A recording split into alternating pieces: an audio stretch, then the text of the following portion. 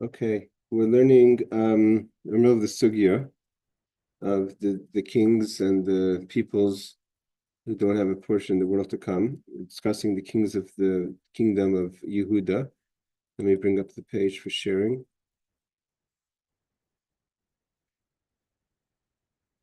Tonight's class is sponsored by Svika and Rivka first from Los Angeles.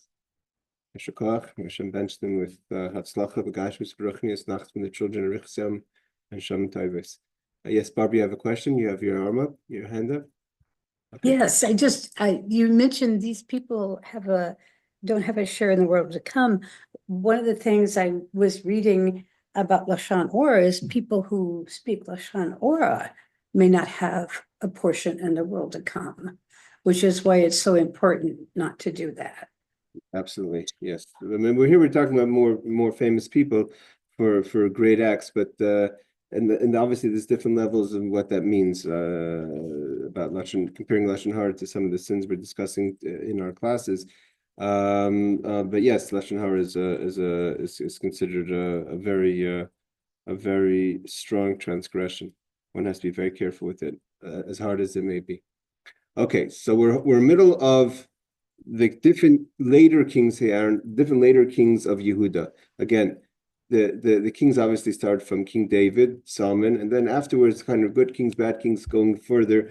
The last few good kings was Chizkiyahu that we're learning a lot about. Yeshayahu was further down the line, and Yeshayahu was pretty much the last good king. After Yeshayahu comes his children, grandchildren. It's 4 kings.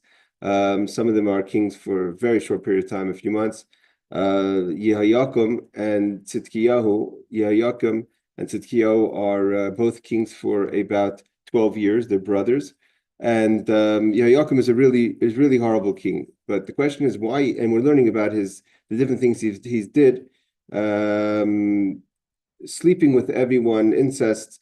Idol worship, I mean, torturing the prophet Yirmiyahu. These are things that we mentioned, but other things, burning the Eicha. So the Gemara asked the question, Amalei Rava le Rabba bar Mari. Rava asked the question to Rabba, the son of Mari.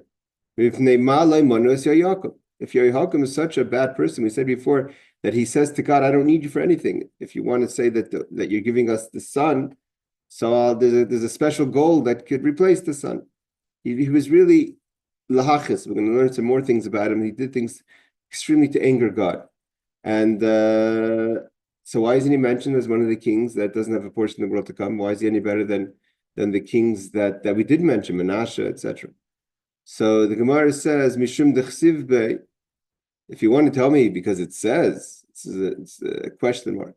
Yes, divrei Yehoyakim v'tei'avasav, and the rest of the acts of Yehoyakim and his abominations. Whenever we say the word te'ova, it's different things of sexual misconduct. Asher asav v'nimtzalav, and things that were found on him. So he says, what's it mean v'nimtzalav? What do it mean things that are found on him? So Rabbi Yochanan and Rabbi Lazar. Rabbi Yochanan and Rabbi Lazar said different things. Chad Amar, one says, there's coming from two different angles.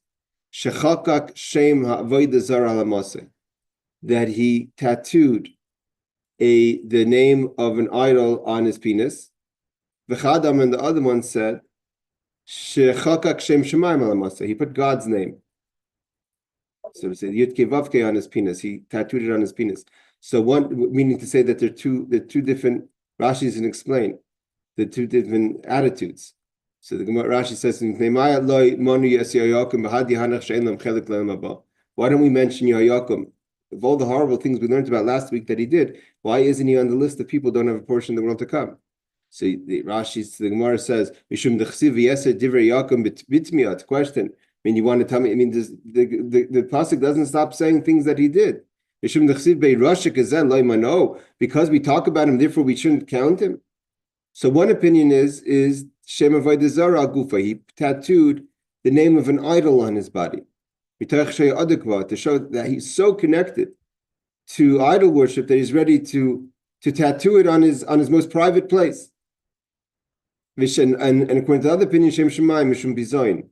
He wanted to shame God. and so show that he has such a disrespect for God that he'll even tattoo God's name on his penis. So he answers. Rabbi Bamari said, I don't have the answer. Why Yehoiakim or other kings possibly have not been mentioned on the list of people who don't have portion of the world to come. But there are certain people that are non-kings. Hedyot means commoners, well-known commoners that we would wonder why they're not mentioned. For instance, why was Micha, which we're going to learn about now, why is Micha not mentioned as one of the people who don't have a portion of the world to come? And the answer is, here we find an amazing thing, because his house was known, not just that it was open, it was known to be open to everyone. He was very hospitable. Everyone had, anyone who was hungry, pita means his bread was found for anyone who needed. Whoever was traveling, El Halavim to the Levites, it says that we're going to do a quick review who Micha was in a second. Before we go to Micha, I just want to bring down a few things it says about Yehoiakim that's not mentioned over here. So we said the things that he did is that he tattooed either an idol or God on his person in a way of either showing his connection to the idol or to shame God. It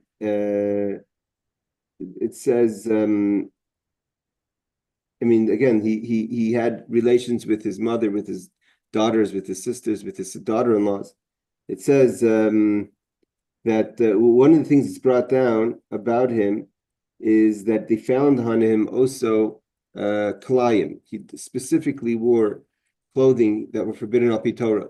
But because the generation that he lived in, like we said, were tzaddikim, were righteous, the chayrish shemasker, so because they were tzaddikim, so he hid it. He only found it later when he died, because he was scared they would stop him. So although he was king, he didn't have the absolute, it's obviously in every situation of royalty, it's complicated to figure out how much power the king really has. But it shows that he still was scared of the generation that they only found it on him later when he died. That literally he would wear kalayim specifically. He would wear clothing made up of wool and linen just to anger God. So Rabbi Bamari says, I don't know why Yehoiakim is not mentioned. The Gemara will mention later why he wasn't mentioned. The Gemara is not going to give up on this question. But he talks about Micha. So let's just go quickly. Who's Micha? Micha is kind of in the Medrash all the time. He's brought down in Shoftim, so you could check it up afterwards. Micha's idol. Basically, the story of Micha is that Micha, according to different opinions, is either Micha was there. Micha is the person when Moshe Rabbeinu asks God, "What is this that you're doing to the children? You're killing the children." And to say that the Egyptians were killing the children, he said to God, "Why are you allowing the Egyptians to kill the children?" God said, "These are children that maybe shouldn't live." So Moshe says, "How could you say that?" So God said, "Take one out." He took out Micha. Micha was placed in the wall. And when Micha came out, he became not just an idol worshiper, he was a troublemaker his whole life. But Moshe threw in the piece of parchment that said, or the piece of clay that said Ale Shor. He wanted to get Yosef's coffin out of the water. He took it and threw it into the fire, and it made the golden calf. He was the one who made the golden calf. Others say he already made the Pesach Micha. He made the statue already when he was in Egypt, and he took it with him into the sea. He crossed the sea with it. So he did all kind of different things Micha did. But basically, the story that we know of Micha and the story in the book of Judges is he steals money from his mother. His mother finds out. She takes part of the money. She makes this idol that is in his house. And then this, again, because he's hospitable, this person who later we find out is possibly Moshe Rabbeinu's grandson, who comes to, his name is Ben Gershom. Gershom was Moshe's son. That's a whole complicated story as it is. He ends up becoming he makes him the priest of this idol. And then the people from Dan travel through and they see him and they see the priest and they see the idol. The whole long story, basically, he builds a whole house of idol worship. At some point, the people from Dan steal his idol and bring it to Dan. And we don't even know how long the house of Micha stood. It's possible it stood all the way till the destruction of the first temple. But definitely stood in the whole time of Shiloh, which is the time, the 300 years that the tabernacle was in Shiloh. So he has this place of idol worship, and he's been doing it from day one. I mean, he's ready. He's the person who allowed, who made it possible for the golden calf. So why isn't he mentioned? I mean, such a person he's not a king, but he's been around so much and causing so much damage. Why is he not mentioned? So the Gemara answers because he was hospitable. Being hospitable, notwithstanding of all his sins, God forgave him for that. To the level, obviously, he wasn't forgiven all the way, but he wouldn't be mentioned as a person who doesn't have a portion of the world to come. So Rashi says, "B'malachim le'shamati." I don't know the answer for all the kings that are not mentioned. Why I can't answer you why Yehoiakim is not on that list. But person, non-kings mean commoners. Shemati, Micha. Why, for instance, is not Micha?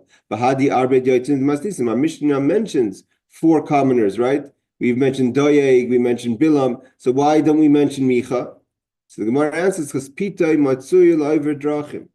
His food was available for anyone passing through. So much so that this grandson of Moshe, who ends up by Micha, is only because he came for food. Sheikol ha'olam, Rashi says, the whole world. What does it mean, the whole world? He didn't have a kitchen for the whole world. But he didn't have a discrimination. Any person who that person may be, he or she, whatever their background is, kol ha'olam means any possible person. Mis Archimetzla was able to be a guest by him. Like it says, kol ha'over v'shav. Whoever was passing through, el halavim zu Micha. This is referring to Micha. That anyone who was passed through, Micha gave him a warm meal. And because of that, he's not mentioned on the people who don't have a portion of the world to come. Rab Steinsaltz brings down in his notes, the expression is not from a verse called Oiver V'shav HaLeviyim, whoever passes by the Levites, but it appears to capture the actions of Micha, as even in the Bible is related that guests would arrive at his home. In other words, the Levite youth and members of the tribe of Dan, and he hosted them all. So again, the story that I told you, the people from Dan, the time of the judges is a subject of its own. It's a very complicated time in the Jewish history.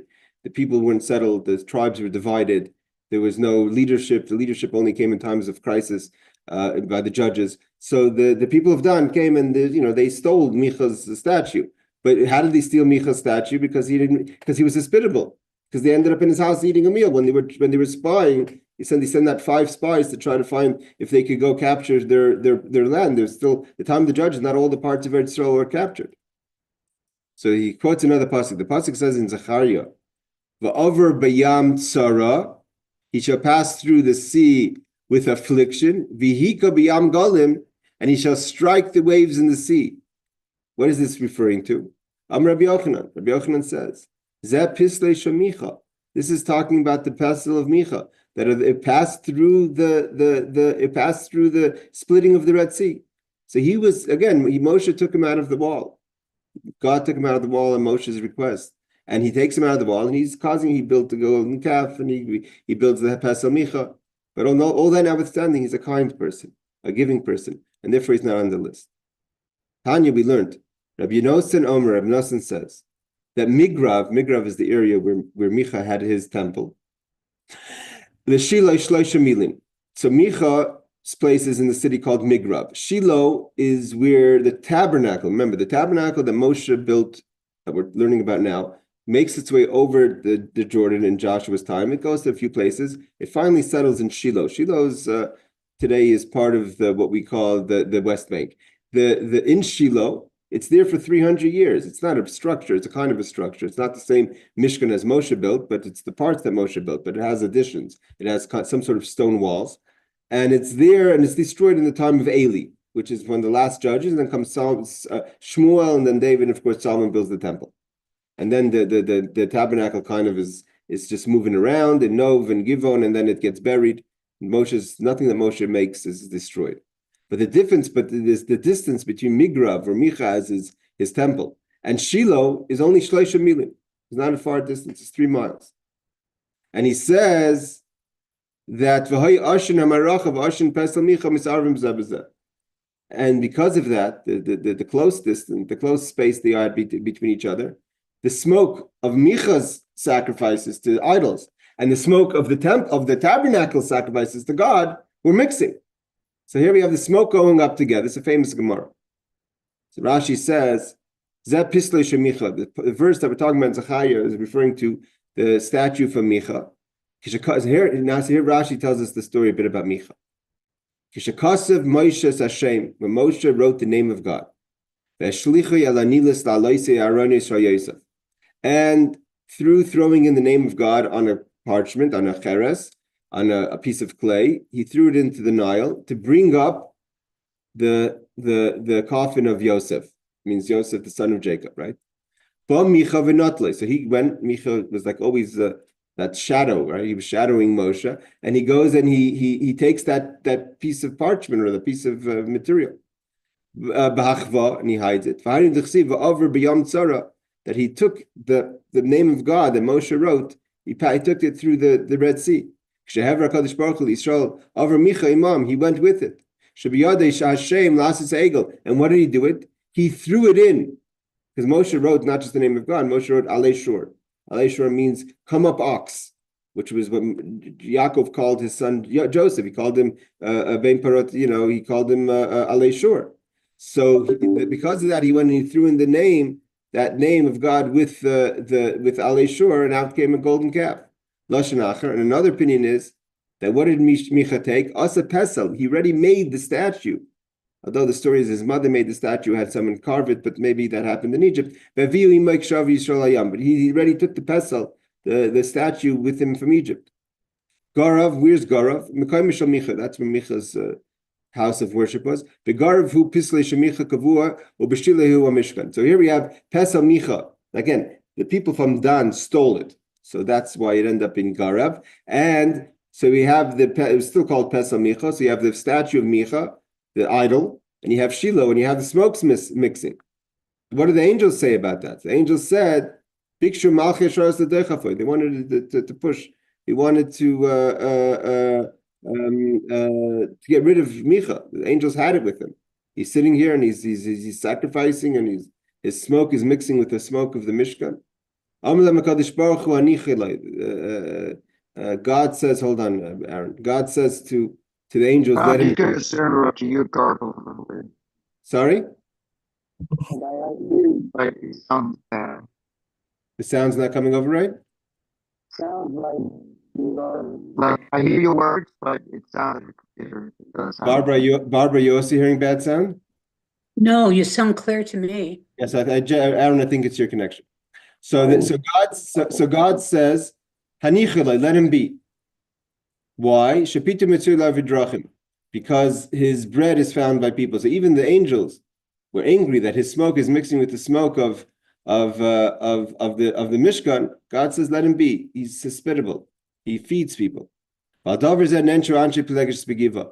because of this, means what's al-davar zeh? Because of the pesel, the Micha, that they allowed the statue of Micha and they allowed the smokes to be mixed. When the tribes, and again, in this story in the Judges, quickly, the story of Judges is that a young woman known as the Pelegish Begiva, it's this incident where a young woman is, I believe, raped and murdered by the tribe of Benjamin, and the people of the other tribes go to battle with the tribe of Benjamin, and for the honor of this woman, because this guy went and sent parts of the body all over to show what the tribe of Benjamin did. The tribe of Benjamin kills 40,000 soldiers of the 11 tribes. And so the question is, the question is that they take the honor of this young woman, but they don't take the honor of God. So God says to the tribes, that's why they lost 40,000 soldiers when they fought against Binyamin in the story Pelegish Begiva. God said, my honor doesn't bother you. The fact that Micha has this whole house of idol worship and the smoke is mixing with the smoke of the Mishkan, that doesn't bother you. But this girl does bother you. That there's anything wrong. Of course, it was horrible what they did to this young girl in Binyamin. But God says, why aren't you bothered by God's honor as well? And because of that, although eventually the Jewish people basically beat the tribe of Binyamin in this war, it ended up causing tremendous division in the Jewish people, so much so that they didn't marry into the tribe of Benjamin because of the story for many, many years. But God says, why when it comes to my honor, you don't stand up? So that's just a side note, so to say. The Gemara says this. So the Rashi says, The angels wanted to push Micha, basically punish him for what he did. So it says, the fact that the Jewish people didn't protest, no one came in, they didn't come in with armies to knock down Micha's house of worship. In the story of the fight between the tribes and Benjamin, 40,000 people were killed because God, so to say, was lahavdil, offended of the Jewish people. Again, this is something that comes up all the time when everyone is when people will stamp their feet or protest about certain things. But when it comes to Torah things, everyone says, let everyone do whatever they want. So, it's Pelegish Begiva that everyone says absolutely not. And it's, of course, you can't just molest a woman like that. But why also don't you concern yourself with honor of God? Because of that, although Benjamin was wrong, but nevertheless, 40,000 soldiers died from the Jewish people. So let's see the commentaries. It says over here.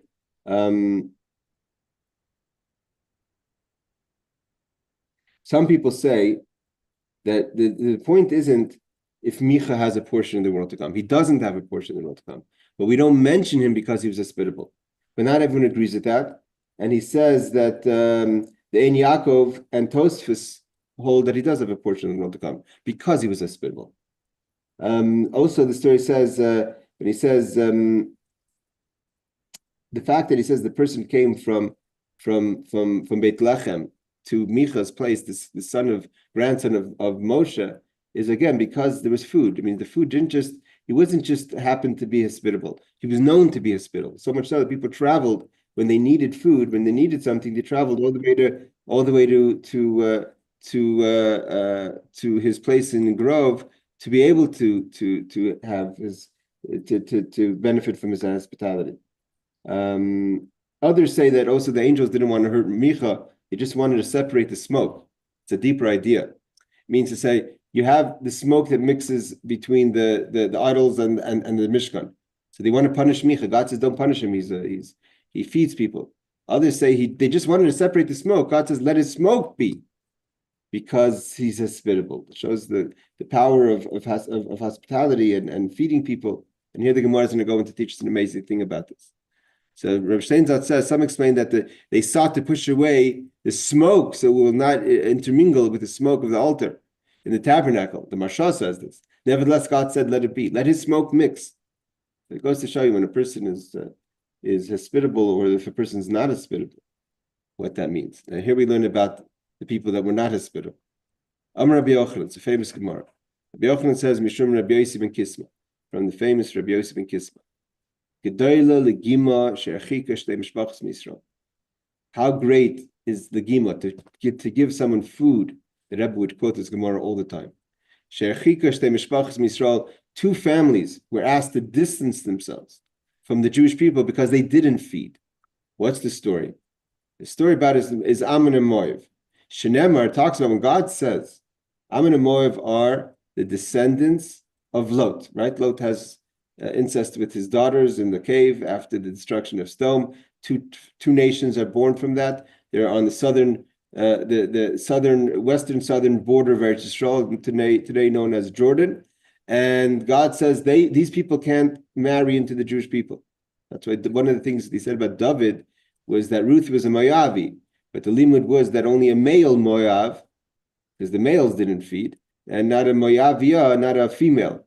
But the nation of Moab, as the males were not allowed to convert. So why? So the Torah says why. Because they didn't give you food. When the Jewish people passed through the desert, they passed their distant cousins, Lot's children, right? Lot is Moshe, was Avram Avinu's nephew / brother-in-law.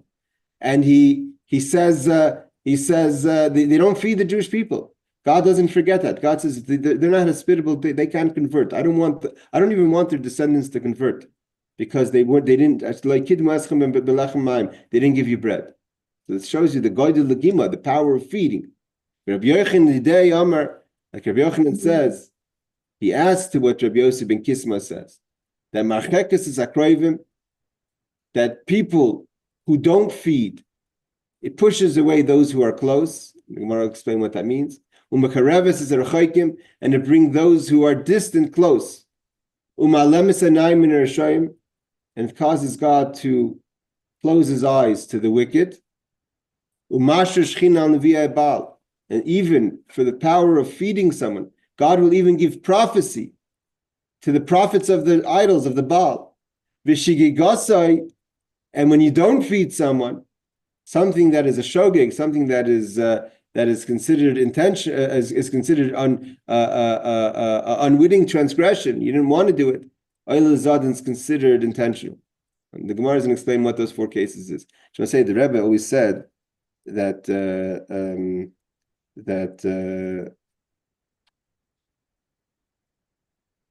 next piece of the Gemara, we have to turn the page now. That the way we learn this really is that Lot, it says that God doesn't want to speak to Lot. God doesn't speak to Avram as long as Lot is with him. How do we know that? It says after Lot separates from Avram in the Parsha Lech Lecha, right? There's the whole disagreement between the shepherds of Lot and the shepherds of Avram. Avram says, you go your way and I'll go the opposite way. We shouldn't mingle. So Lot goes to Sodom. Avram says, I'll stay not too far. I'll keep an eye on you. He does save him later. So it says after Lot leaves, God talks to Avram. Why? Rashi says, why after Lot leaves? As long as Lot was with Avram, God says, I don't want to talk to you. If Lot is in your household, I'm not coming around. But when Lot leaves, God comes back to Avram. So what do we see clearly? That God caused, there was a rechika. There was a distance between Avram and Lot. But had they fed the Jewish people, had they given the Jewish people food, God would have overlooked that distance. But because they didn't, they stayed distant. We see the power of food. So God legima, that's what Rebbe always used to say, when you meet people, when you make a fabreng and you have to have food, when you sit together, you have to bring food, bring a little food to a shir, because God legima, so great to give food, it causes closeness, even people that are distant become close. So now the Gemara is going to explain. What does it mean, merachekes is a kroiv? What does it mean, not giving food, obviously, will distance those who are close? Let's turn the page.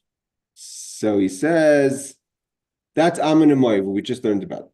The two sons of the descendants of Lot, from Lot's daughters, they are the distance. That those who were close were distance. What do I mean they were close? They were family. The Rashi says, Ammon and Moav, Kroivim L'Yisrael, they're family, they're Lot's kids. Shebomi Lot ben Achi Avram, Avram's nephew. V'rachoko Amakim, God distanced them. V'rachikon Amakim, Shlo Yavad B'Kal, he says they cannot convert, they can't join the Jewish people, because they didn't feed.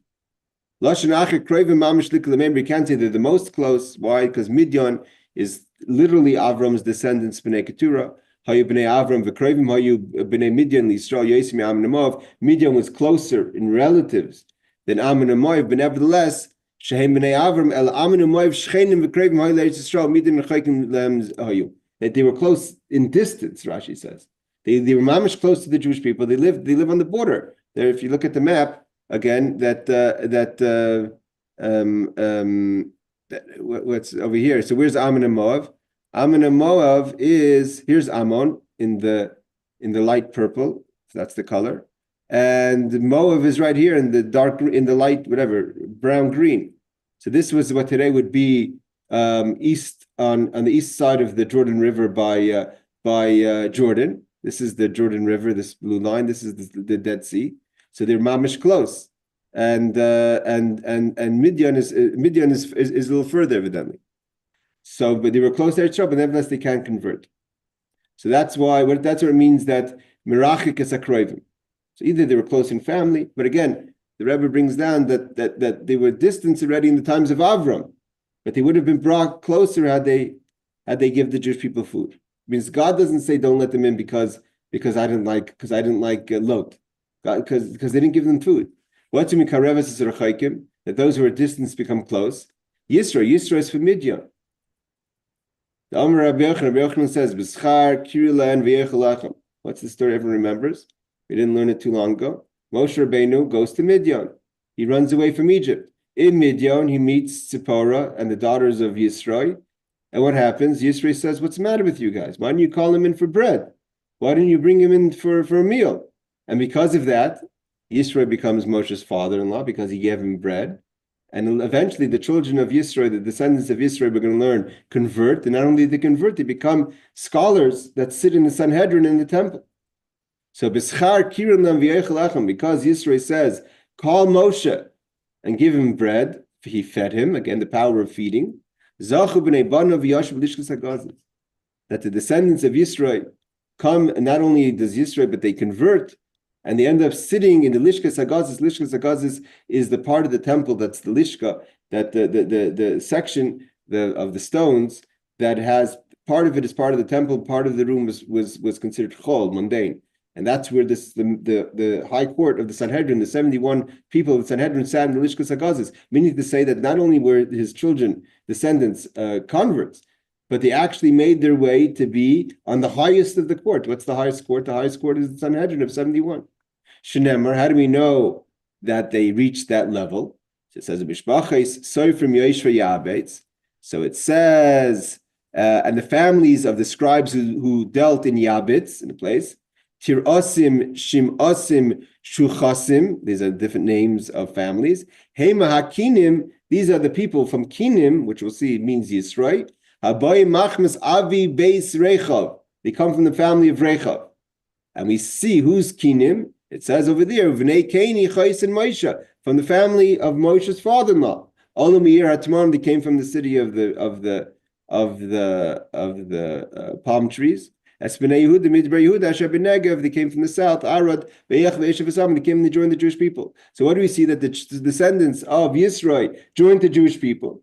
And not only did they join the Jewish people, they end up sitting in the Lishkas Hagazis. They end up sitting in the temple as in Sanhedrin. Why? All because Yisro fed Moshe. So even though they were Rachaikim, Midian was Rachik in distance, or you could say Rachik also because of being an enemy to the Jewish people, but the fact that they gave bread, and again, the Mepharshim bring down the idea of bread, Torah. That's why because they gave bread, and Torah is considered bread, they were zeichet to not just be part of the Jewish people, but to be people that fed in that gave the Jewish people Torah. Okay, so the Rashi says, this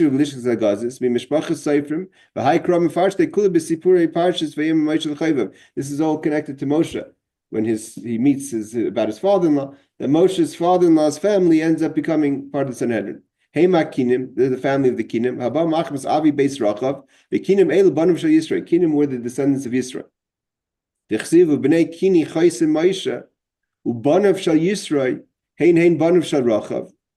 And Yisrael and Rachav, they're the same descendants. Dechsiv Kinim Haboy Machmas Avi Beis Rachav. Dechsiv Leveis Harachavim Asher Yirmiyahu Hikay Amar Hashem. He's just quoting verses to prove that this is the family of Yisrael. They won't be cut off from the family of Yinadav ben Rachav. They'll always be part of the Jewish people. The Medrash says, could it be that they were Gentiles and they sat in the sanctuary? Right? No, only Jewish people were in the sanctuary. No, what's the point? That they converted. They became close because of the fact that Moshe Rabbeinu was fed by Yisrael, and he sat in the Sanhedrin and they taught Torah. Just on a side note, the news, those who are following news in Eretz Yisrael, what's happening in Syria and the Golan of the Druzim. So the Druzim, the sect of the Druzim, they're actually believe as to be followers of Yisrael. They don't follow Moshe, they follow Yisrael. That's one of the bases of the belief of the Druzim, is as followers of Yisrael. Okay, this is just a side note. So Reb Steinzal says, this is the word in a medrash from the fact that it says the Taitharis, which means elders who convene in the gate of to judge the people. Meaning, say the Lishkas Hagazis, that's where they're sitting. Others explain Taitharis is Tithrim is the plural of Tara, which is Aramaic term as gate. As the chamber of the Hunstones, there were two gates, one that opened into the profane area outside the temple, and one opened into the sacred courtyard of the temple. So the Lishkas Hagazis, like I said, was part chol and part holy. Okay, so therefore we have two things. So we see that feeding food, the fact that Ammon and Moav, Lot's descendants, don't feed the Jewish people, God says they can never convert. Yisro feeds Moshe, therefore not only does his family convert, but they actually become members of the Sanhedrin. So what's it mean that Rabbi Yochanan says, Umalemes einay min Hashem, he closes, so to say, he averts his eyes from the wicked, from Micha. Again, Micha was wicked, God doesn't judge him. And according to Tosfos, he does have a portion in the world to come because he fed the Jewish people. He said, let it be, let his smoke be, let him be. Why? Because he feeds people. What's it mean? Right? What does it mean that God gives prophecy to the prophets of the Baal? So this is a complicated story. Quickly remind everyone who studied Navi that the story of Ido the Navi. What story? Ido, again, we learned about, I think it's over here in Kings, right? So the Kings 1, chapter 13, you can look it up later. It says, V'hine ish Elikim ba Yehuda, a person, a prophet from the people of Judah, came to the house of worship in Beis Kel of Yeravam. Remember, we learned Yeravam was the first king of the Israel who built the two calves in Beitel and Dan and stopped the Jewish people. He was the one who was hand chosen by Achia Shaloni and God to replace Shlomo and be the king of the 10 tribes. But his ego gets the better of him. We learned all this before. And he builds houses of worship for idols, just that people shouldn't go to the temple, so he shouldn't look small by Rechavam, the son of Shlomo. And so God sends a prophet to him. You could read the whole story in Kings 1, chapter 13. But the story goes basically in a nutshell. His name was Ido the prophet. God tells him to go to Yeravam, prophesies. There's going to be a split in this altar that Yeravam builds. Things are going to fall down. The Deshan is going to fall down, and he's going to prophesize to admonish Yeravam. God tells him. Yeravam gets affected for a second. He gets emotionally affected. He says, "Come, join me for a meal." God tells him, "Don't eat. Whatever you do, you're not allowed. Just say the prophecy, perform the miracle, and go back to Judah." He says, "No, I can't eat." This old prophet from Baal hears this whole story, and he knows that he's going to manipulate the situation. He sends back someone to bring this Ido back, and he says, "Come eat with me." He says, "I can't." God said, "Can't eat." He says, "God prophesies to me. He said that you should eat." And for some reason, Ido listens to this old man. He obviously didn't. He didn't look like a false prophet. And he eats with him, and as soon as he eats with him, God now gives prophecy to the prophet of the Baal. This old man gets prophecy. And that's what it means, God gives prophecy to the prophet of the Baal. And he tells him, because you ate, you're not going to find a burial, you're going to die. And he leaves, and lions come and attack him, and he's killed. And actually the old man regrets it in some way, and he buries him. And he asks later to be buried next to him. It's a very weird story, complicated story. Not so much about Ido the Navi, and not so much about the old man is a complicated person. What's his agenda? Is he pro Yeravam? Is he pro God? He's sensitive to the Ido. He knows that he dies. He brings him back. He buries him. He wants to be buried next to him. I mean, you could read the whole story in Kings, but Kings 1, chapter 13. But basically, God gives him prophecy. Why? So even though God told Ido not to eat, but the very fact that he fed him, not understanding that he was trying to manipulate the situation. And because the Ido died, Yeravam never repented. He just, whatever, that kind of killed the spell that this Ido affected in Yeravam, and he never repents, and that was it, it's over. Again, we learned the Gemara, God tries to get him to come back, he doesn't come back. So God gives him prophecy because he fed Ido, even though God told Ido not to eat, and even though his feeding him was probably to manipulate the situation, but he fed him. So he says, Umashur Shechina al Nevi Abal. This is the story of Ido the prophet. That when he comes back to the old man, the false prophet, he's eating by him. God speaks to the prophet, to this false prophet. And he tells him, because you ate, you're going to be killed. Rashi says, the Ido Navi nisnava mizbeach Beis Kel. Again, Ido is sent by God to prophesize in Beis Kel, is where Yeravam built the house of worship for the idols. Shecharev, that's going to be destroyed in Teishahemed by Yeravam Tzlamim, because Yeravam put up idols, therefore it's going to be destroyed. The Chsiv, as it says in, again, Kings 13, V'hini ish Elikim ba Yehuda. This prophet comes, a man of God, to prophesize and try to bring Yeravam, the first king of Israel, back to the fold. Vayemer Mizbeach, Mizbeach, he prophesies, he says, altar, altar. And we know that this is Ido the Navi, that's his name. Not sure why there's the emphasis on this. It must be something that's beyond maybe our understanding. And the false prophet comes. He fools him. So again, he's manipulating the situation. He brings him back. And he makes Idoi go against what God told him clearly, do not eat. He brings him back, don't go back, and he eats. But because he fed him, even though he fed him in a manipulating way, it shows you the power of food. God gives him prophecy. And again, the prophet is a complicated person. When Idoi gets killed by the lion, what happens is the lion kills Idoi, but doesn't eat him, and doesn't eat his donkey. And they find them, it was like a scene. The lion standing there, the donkey standing there, the body of the prophet's dead. And to show that God just killed him, it wasn't a wild animal that was hungry. And then the old prophet comes and brings him back and buries him in a respectful way. So that's the story of a person that is a bad person, but because he fed Ido, even though he fed Ido against God's will, but God says he fed someone. I mean, it shows you the power of feeding. What is Vishigigase Elazadan? That's something that's a shogeg, something that you did by mistake, is considered intentional. This is a sad story, a very sad story, the story of Yonasan and David, right? So Yonasan and David are brother-in-laws and best friends. Yonasan is the son of Saul, the first king of the Jewish people, who's going to inherit the crown. David is the brother-in-law who is anointed by Samuel. Saul finds out about it. He wants to kill David. So the famous prophecy, the famous story that we read in the Haftorah of Machar Chodesh, whenever Rosh Chodesh is on Sunday, we have a special Haftorah called Machar Chodesh. Tomorrow is Rosh Chodesh, which is the story of David and Yonasan.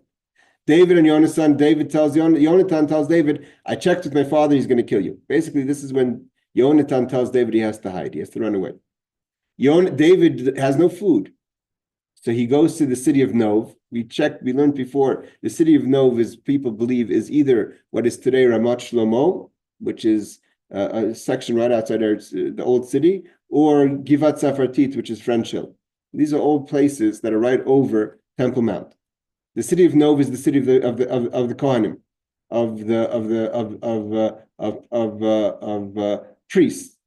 David runs there and he gets food from them, and he gets a sword from Achimelech. Doeg, the wicked Doeg, which is a Doeg Adomi, which is also a great Torah scholar, but he's with Saul and he's jealous of David. We learned about him a few months ago that he talks Lashon Hara about David. When David is the one who kills Goliath, he fans Saul's jealousy, and he goes and he tells Saul that the city of Nov gave refuge to David. Saul goes berserk and he sends Doeg to kill all the Kohanim. Because of that, Saul gets killed for the punishment of killing the city of Nov. We've learned earlier that David gets punished for causing Nov to be destroyed, for being part of the story, although he didn't do anything, he just ate food. So what happens is, obviously the food didn't save the city of Nov in that situation. So what happens is, the whole story never would have happened if Yonasan would have given David food. He comes back to tell David, you have to run away. Why didn't you come with a care package? Why don't you come, David, and you're running away now? Here's a few loaves of bread. You need food for the way. Because he didn't give him food, and he didn't do it on purpose. It was a shogeg. Because of that, David goes to the city of Nov. God considers it as if a zadeh. Because if he would have given a care package to David, David never would have gone to Nov. Nov would never been destroyed. Saul would never have been killed the way he was killed by the Plishtim in the battle in the Gilboa. And because of that, why? Because the old happened because Yehonasan made a mistake. It was a mistake by not giving a care package to David. That's the story in short. The Shigigose Alizadin, what's that? The Rav Yehuda Merav. Rav Yehuda's name Rav says. Ilmole Hilvohu. It's funny how the Gemara says it. He didn't have to give him a care package. He could have just lent him a few loaves of bread. If he would have just lent him 2 loaves of bread. Noiv never would have been destroyed because David would have never gone to Nov. He would never have been hungry. Irakon in the city of the Kohanim, and then Doeg wouldn't have been. God also was upset at David. Later, when the story we learned about Yishbi Benov, is that David was punished because Doeg was killed, even though Doeg was a bad person. He was a Rasha. But he also was a Talmud Chacham. Shaul wouldn't have been killed. It says, obviously he would have been dethroned because he was dethroned for other reasons, things he did. But he didn't have to be killed in such a manner. He didn't have to be beheaded by the Philistines in the Gilboa. B'shleishas banim, his kids didn't have to be killed. There were other ways for David to become king. Why were they killed in such a way? Because Yonasan didn't feed David. David had to go to Nov, and because Saul killed the city of Nov, he had to be punished. So again, we see how not feeding caused such destruction. He made a mistake. He didn't loan. It's funny. The Gemara is saying like loan. It means he was a prince. If you read the Haftarah, he was coming from a feast. He could have just grabbed a few challahs with him, right? He could have taken a few pieces of bread. But we're not talking about a major loan here. But he could have even loaned him 2 loaves of bread. But Nenesh, he was punished. Rav Yehuda, Levu Lashin Levia. He could have lent him. They wouldn't have been killed, the city of Nov. Why? The only reason why Doeg had to come borrow bread from the Kohanim was because he had no food, but had Yonasan given him food, he never would have went to Nov. And Doeg wouldn't have slandered them. He wouldn't have been killed for that sin. He would have been killed for other sins. He would have died another way, like the Mefarshim say, he would have died, but not in such a manner, not being killed like that by the Philistines. So he says over here, although he performed other transgressions, Reb Steinzal says they would have led merely to his dethroning, his death in the war was punishment for the massacre of Nov. He quotes the Marsha. Okay, so we know why Micha is not counted, and we see the power of feeding. Let's just go a little further. We have 15 minutes. Let's take advantage of it. Okay, we mentioned before last week that the father of Chizkiyahu is Achaz. Chizkiyahu again is the righteous king. God wants to make the Mashiach. Achaz is Amatzia, I think, is Amatzia's son, right? And he's the one who put the idols on the roof of the temple, and he permitted forbidden relationships. So why? And Chizkiyahu punished him afterwards. He didn't give him a proper burial. But why wasn't he mentioned as one who doesn't have a portion of the world to come? So Rabbi Yirmiyah bar Abba. Rabbi Yirmiyah, the son of Abba, said the reason why. Because he was sandwiched between 2 great righteous kings. His father was Yoisam, who was righteous, and Chizkiyahu. So because he was sandwiched between 2 great kings, we don't mention him as one who doesn't have a portion of the world to come. Rabbi Yosef Amar again, Yeshayahu is the prophet Isaiah. Prophet Isaiah is the family of the king. He's Ben Amitz. He's a Matzias. He's the uncles of the king. So he's not like a nobody. I mean, of course, he's a prophet. He's not a nobody, but he's also part of the Beis Harav. He's part of the house of the king. So he's prophesizing to Achaz, his nephew. He's telling him what's going on. But and at least Achaz had shame. We're going to see what does it mean he had shame. He was bashful. He was shamed in front of Yeshayahu, and because of that, that shame, that kind of inner. It's a level of tshuva, even though he didn't stop him from doing bad things. But at least he didn't do it openly. He wasn't bald about it. He was shameful in front of Yeshayahu, so that because of that, he has a portion in the world to come. God tells Yeshayahu, say no likros achais, go out and meet achais. Atu ushar Yoshev, go back and your son Shar Yoshev, one of the sons of Yeshayahu is called Shar Yoshev. Others say the name Shar Yoshev means his students. Banecha. El Katsei Tlas Abrecha to the pool. El Yoina. El Mesilas Stay Kovis to the place where they do the wash. Now, obviously doesn't mean that Achaz is a king. He's not doing his own laundry.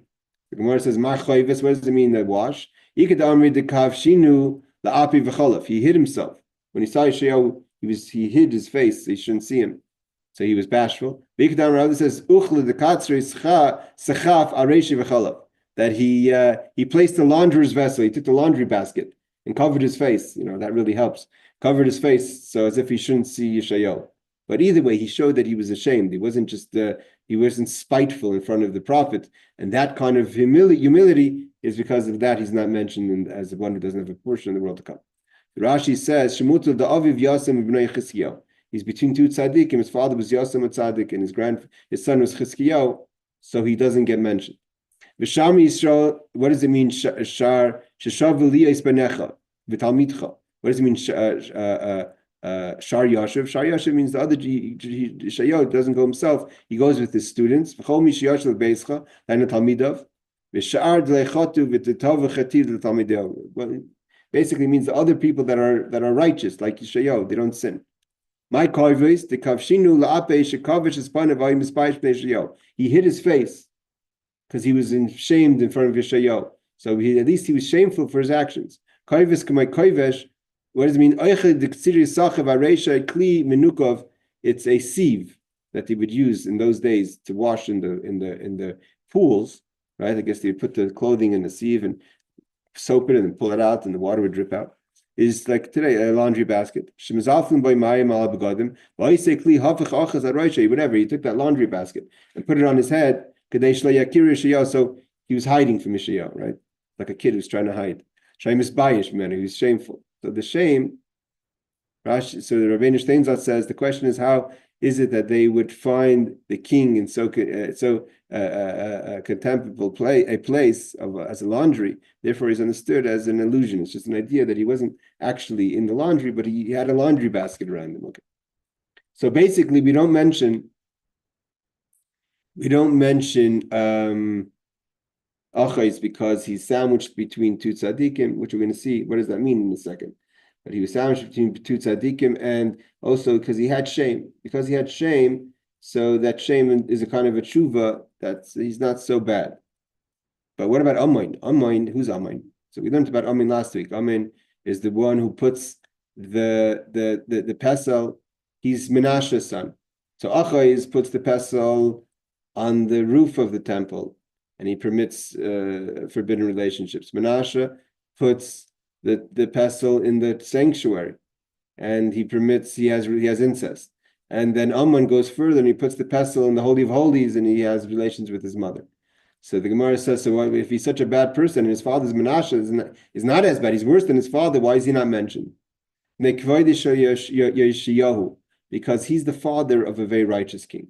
His son is the very righteous Yeshayahu, the last righteous king of Yehuda. Others say that it doesn't come by chance that you have a righteous child. And the very fact that basically there's a thinking that says that the real wicked want to make their children wicked. You have some wicked that they know what they're doing is wrong. They lose control of their life. But they want to give their children a proper education. And the very fact that Yeshayahu was righteous doesn't come out of a vacuum, out of nowhere. The father has to have some credit for not bringing him down, or allowing him to become righteous. And that's that merit he's not mentioned as a person who doesn't have a portion of the world to come. The Gemara says, if that's the case, so why do we mention Menashe? Menashe is the son of a righteous king, right? Amon is the father of a righteous king, but Menashe is the son of a righteous king. So why is he counted as one who doesn't have a portion of the world to come? So the Gemara says, why? Because this is a powerful Gemara. Bara mizaki abba. A child gives a schus to the father. Again, a child's behavior is a statement on the parents. Abba le mizaki bara, but a father doesn't give merit to the child, because the child obviously is not taking any credit from his father, because he's rebelling against his father. So obviously the father wasn't able to have an effect on him. So therefore, Chizkiyahu can affect Menashe, but Ammon is affected by his son. There's no one who could save. It says by Avram. Avram couldn't save Yishmael, even though Avram was righteous, but he can't save his son. Ein Avram matzil Yishmael. Ein Yitzchak matzil Esav. Yitzchak can't save Esav. Esav is Esav. Avram is Avram. Yitzchak is Yitzchak, but he doesn't save him. A son saves a father. Now that we see that a son can save a father, now we know why Achaz is not mentioned, because his son is Chizkiyahu. His father, the covet of Chizkiyahu, that therefore he's protected because he's a father of a righteous person. This is the idea that a father can protect his child. First of all, there's a lot of Mefarshim on this. The Mefarshim before Rashi, the Mefarshim go into, first of all, Yishmael wasn't wicked. Yishmael, it says, died tzaddik. But it means the descendants, the Yishmaelim, the descendants of Yishmael weren't saved by Avram. Esav himself is wicked, but Yishmael does tshuva. It says Vayigva Vayomes. Rashi learns Engvi ele b'tzadikim. The verse Vayigva, the way Yishmael dies, shows that he was a tzaddik. He died. He did tshuva. Again, but the underlining opinion of most of the Mefarshim is that the reason why a son gives merit to a father is that the son's choices is obviously has some connection to the father, whether the father doesn't want to affect his son or whether the father allows for his son to have a proper education is a statement on the father. The only one exception, and the Mefarshim bring it down, which we learn about, is David was able to affect Avshalom, even though David is the father. Number one is, it says that David prayed very hard for Avshalom, and it said he took him out of the Be'er Shachitz, he took him out of the abyss. He was able to get him out of most levels of hell. And the reason why, again, David has a son, Avshalom. Avshalom rebels against his father, King David. The famous rebellion, one of the famous rebellions against King David is his own son, Avshalom. He's killed at the end by Yoav. And David cries for him, and he says he cried 7 times to take him out of the 7 levels of the abyss. So we just said a father can't help a son. So the Mefarshim answer one is that what's his name, Avshalom is not an idol worshiper. I mean, he's rebellious, but he's not an idol worshiper. Number 2 is that it means that if a father schus passively you can't help your child. David wasn't passive; he was aggressive. He aggressively prayed for Avshalom. If you aggressively pray for your children, then you could save them. But to be passive and to expect that by just being a righteous person and passive about it, that's going to help your children. That's not going to help your children. David invested in helping his child, even though he was rebellious, even though he prayed and wouldn't give up until God took him out of the chambers of hell. Okay, that's basically the Mefarshim in a nutshell. Let's just finish off Rashi over here. Yeshayahu is the son of Ammon, and because Yeshayahu is righteous, he saves his father. Chizkiyahu is the father of Avi Menashe. Rav Mizaka Abi, Yeshayahu Mizaka Ammon. Yeshayahu could save Ammon, Aviv. But Chizkiyahu Menashe, Chizkiyahu can't save Menashe. Avram can't save the children of Yishmael. Again, Yishmael himself does do children. You don't have to say that he hid his face. Because of Chizkiyahu, we don't count. Let's just see Reb Steinsatz's few points here. He says, in Jerusalem, Talmud explains that those whose father and son were both righteous are not enumerated among those who, with no share in the world to come. Consequently, Menashe was not spared, as only his father was righteous, his son was not righteous. Again, so if you have a father and a son team, the Yishalmi says that also helps. Here he says, if a son is a wicked person, if the son is a wicked person, if the son of a wicked person, is righteous, his father must have contributed to his development, like I said, or at least did not prevent his son from choosing his path, meaning the path of the father. Therefore, he deserves some credit, and therefore he doesn't get counted as a person who doesn't have a portion in the world to come. By contrast, a wicked son of a righteous person cannot claim that he sinned unwittingly, as certainly his father educated him, like Menashe, the Marsha says. Many question this statement based on the quantity of sources that say that the merit of father benefits the son. We do find many psukim that say that there's schus avos, there's a concept of schus avos, merit of the parents. Some explain that the merit of fathers benefits their sons in terms of success in this world and other attributes that are inherited. As sages say, a father bequates a son wealth, strength, and beauty. But with regard to assuring the world to come, one who raises a righteous son due to his role is in engendering his righteousness, shares in his son's reward. Clearly, that is not a case in the opposite scenario. Okay. Let's just see if we have one small piece here. No, the next piece is a longer piece. We'll stop here. We're going to continue with finding out about Yehokim. Yehokim is the son of a righteous person, but he's not the father of a righteous person, at least not in the beginning. And so why doesn't he get counted? We learned the famous, fascinating story with his skull, that his skull gets... actually, I'm going to read it quickly. I'll just take a few more minutes because it finishes off this subject. Why don't we add Yehokim in the group of people that don't have portion of the world to come? Because of what Reb Chia, the son of Avo, told us. It says about Yehoiakim that it says Al Gugulase Shel Yehoiakim Zois V'Odacheres. It was inscribed. What happens is Yehoiakim is this horrible king. He gets into a battle with Nebuchadnezzar, and he gets taken hostage. He dies in captivity, like on the way, and he doesn't get. Yirmiyahu says he's going to have the kvuras of a chamor. He's going to be like a chamor. He's never going to get buried. And when after everything that happened to him, they hung his body everywhere. It was written in his skull, this and something else. What's the something else? He was already desecrated. So what happened? That's Gained Raprida, the grandfather of Raprida. Eshkach Galgusa, he found this skull outside Jerusalem. The Havakashadi B'Shar Yerushalayim, that was by the gates of Jerusalem. Uchsivba, and he sees in the skull, it says Zois V'Odacheres, this and something else.